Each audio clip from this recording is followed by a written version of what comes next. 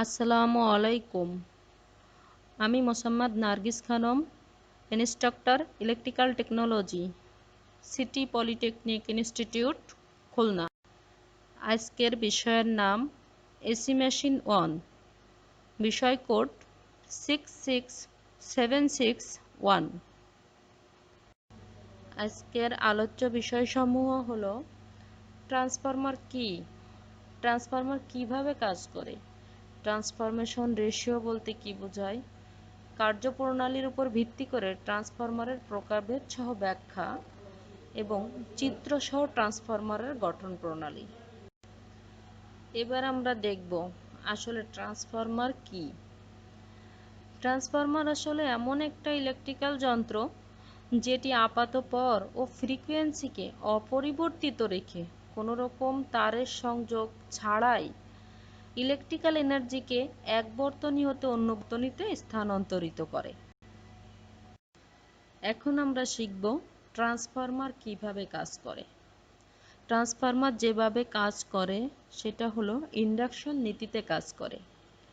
অর্থাৎ প্রাইমারি কয়েলে বিদ্যুৎ প্রবাহিত করলে এর চারপাশে একটি ম্যাগনেটিক ফিল্ড বা তড়িৎ চুম্বকীয় আবেশ বা একটা চুম্বক ক্ষেত্রের সৃষ্টি হয়। আর এই ফিল্ড থেকে বা চৌম্বক ক্ষেত্র থেকে ফ্লাক্স সংগ্রহ করে সেকেন্ডারি কয়েল। যখন সংগ্রহ করে তখন তাদের মধ্যে একটি মিউচুয়াল ইন্ডাকট্যান্সের সৃষ্টি হয়।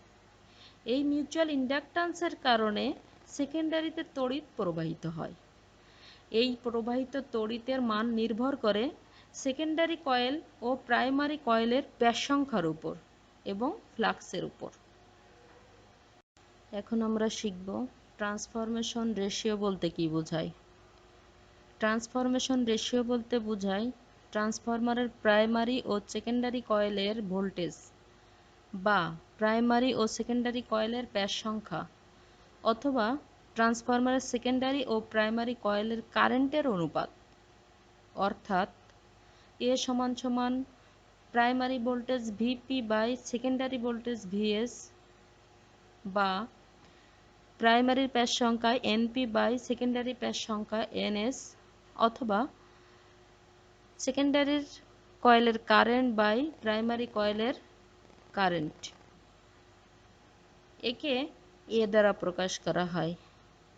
এখানে এ ইকুয়াল টু হলো ট্রান্সফরমেশন রেশিও, ভিপি হলো প্রাইমারি ভোল্টেজ, ভিএস হলো সেকেন্ডারি ভোল্টেজ, এনপি হলো প্রাইমারির ব্যাস সংখ্যা, এনএস হলো সেকেন্ডারির ব্যাস সংখ্যা, IP প্রাইমারির current, is সেকেন্ডারির current.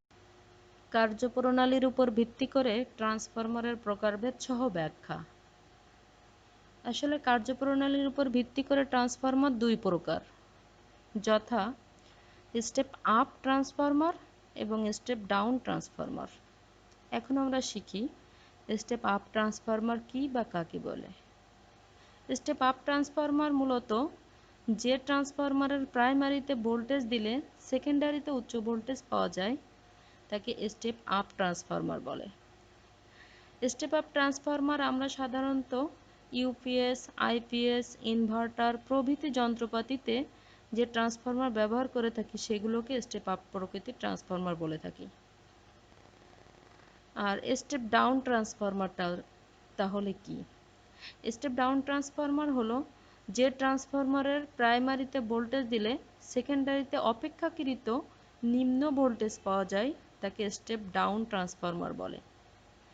Step down transformer সাধারণত আমরা ডিস্ট্রিবিউশন লাইন, ব্যাটারির চার্জার ইত্যাদিতে ব্যবহার করে থাকি। চিত্রসহ ট্রান্সফরমারের গঠন প্রণালী। আসলে আমরা এতক্ষণ ধরে ট্রান্সফরমার সম্পর্কে শিখলাম, ট্রান্সফরমার কি, কিভাবে কাজ করে, কার্যপ্রণালীর উপর ভিত্তি করে কত প্রকার।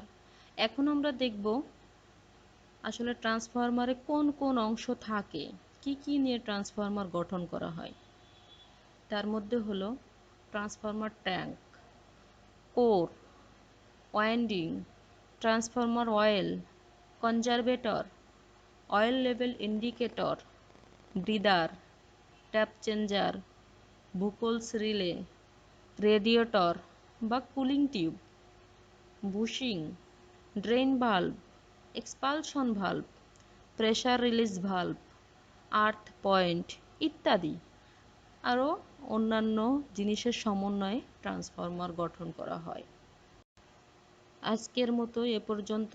ধন্যবাদ সবাইকে।